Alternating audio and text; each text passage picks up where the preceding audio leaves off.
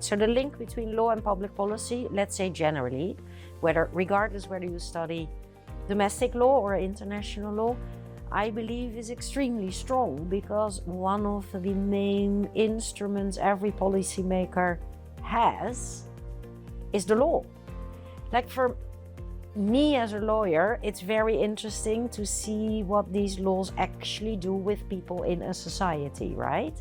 Whereas for policymakers, it's extremely important to understand how to translate a certain policy, an existing one or a future one, into law. Because it's one of the ways of materializing a policy.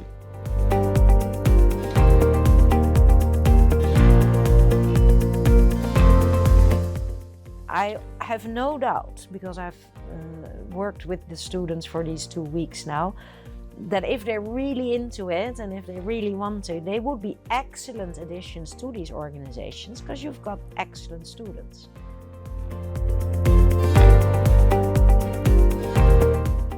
Well, they're looking for engaged people.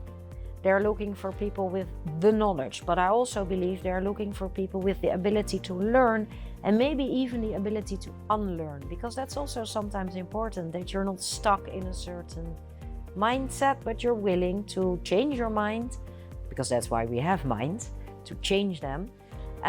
So you need some, I think, level of flexibility, level of curiosity, and maybe the drive to make a difference, to bring a change.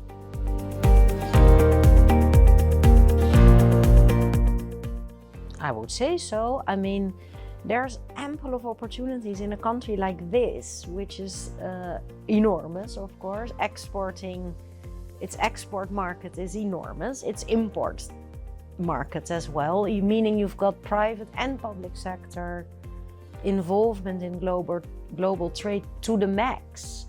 You don't need to be a lawyer in order to work in either the private or the public sector in a public policy field. And sometimes I seriously believe it might even be better not to be a lawyer, because lawyers are pretty much having a tunnel vision, right?